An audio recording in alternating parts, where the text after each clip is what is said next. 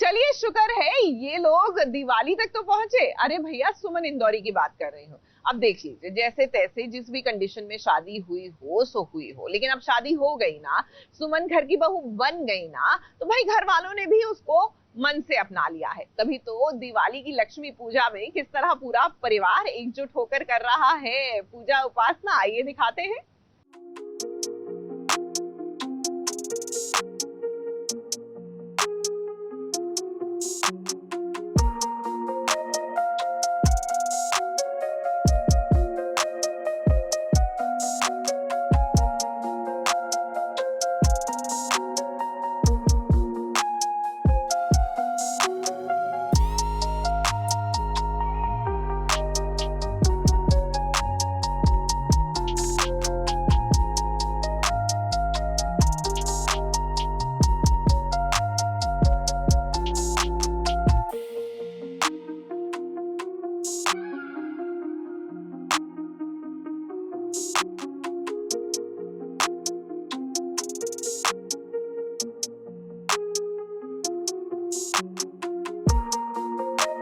दिवाली की पूजा घर की लक्ष्मी करेगी, ऐसा हर कोई चाहता है। सुमन और तीर्थ की शादी जिस भी सिचुएशन में हुई हो, लेकिन अब घर वालों ने सुमन को बहू के रूप में अपना लिया है। हाँ, वो अलग बात है कि कृतिका और देविका बीच बीच में कुछ प्लान जरूर करेंगे इस सुमन को इस घर में नीचा दिखाने के लिए, लेकिन फिलहाल अभी के लिए ये पूरा परिवार एकजुट होकर लक्ष्मी माँ की पूजा कर रहा है।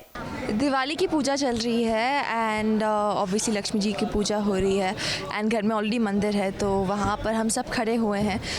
तो एक अंडरकरेंट जो भी पीछे हुआ है सुमन के साथ, वो यही सोच रही है कि अब मुझे वापस अपने पैरों पे खड़े होना है, can't be dependent on anyone. तो अपने स्वाभिमान के लिए लड़ रही है, अपनी पुरानी पहचान को वापस लाने के लिए। उसने तीर्थ से ऑलरेडी शेयर कर लिया है, लेकिन वो बाकी फैमिली मेम्बर्स को कैसे कन्विंस करेंगे, क्या होगा आगे, वो मानेंगे या नहीं मानेंगे, that's what you gonna see. अब सुमन का अपना बिजनेस है, वो चाट भंडार चलाती है, अपने पैरों पर खड़ी है और इसमें उसे शर्म बिल्कुल नहीं आती है, भले ही आज वो बड़े खानदान की बहू रानी बन गई हो। वहीं ससुर जी ने दिवाली पर आशीर्वाद तो दिया सुमन को, लेकिन उससे एक वादा लिया है। वादा ये कि तुम अपनी चाट भंडार की दुकान अब नहीं चलाओगी। ये तुम्हारा एक रुतबा है, एक स्टेटस है जिसे तुम्हें मेंटेन रखना होगा। वो एक चांदी का सिक्का देते हैं मुझे, लेकिन वापस में ऐसे कुछ मांगते हैं कि मैं अपना चाट भंडार फिर ना खोलूं। तो एक बहुत ही झटका है मेरे लिए, क्योंकि मैं अपने पैरों पे खड़ा होना चाहती हूँ, अपने बलबूते पे रहना चाहती हूँ, अपनी पुरानी पहचान अपने साथ रखना चाहती हूँ।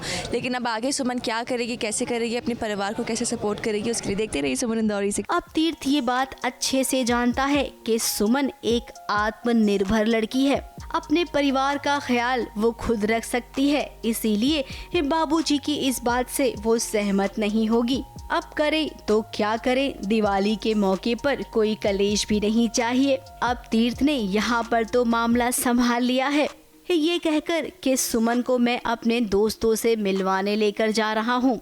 वहीं अब तीर्थ सुमन से बात करेगा और देखना ये होगा कि पति पत्नी मिलकर ऐसा कौन सा रास्ता निकालते हैं कि जिससे परिवार की बात भी रह जाए और सुमन का भी मान रह जाए।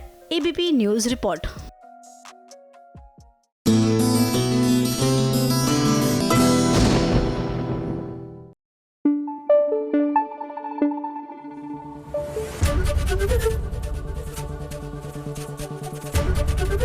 एबीपी न्यूज आपको रखे आगे।